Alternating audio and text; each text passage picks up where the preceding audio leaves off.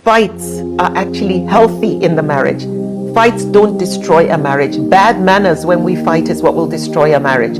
So it's how we fight that destroys the marriage. In fact, a study was conducted of thousands of people in the first year of their marriage and 20 years later.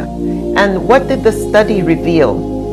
That what the couples were fighting about in the first year of their marriage was the same thing they were fighting about 20 years later.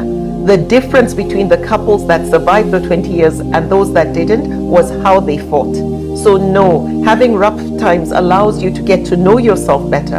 You get to know your weaknesses and your strengths. You get to know your limits. You get to know your triggers. So fights are actually very healthy. If you are used to sweeping things under the rug in your relationship, you're sitting on a time bomb. You are going to end up becoming like a pressure cooker. Something's got to give. There's going to be an explosion. So definitely understand. Unlike me, that we had our first fight and I panicked and I asked for divorce. Funny enough, it's those fights that have helped strengthen our relationship today. And because of how bad those fights were, I always reminded myself I don't want to ever go back there. I don't want to ever repeat that bad part of our history.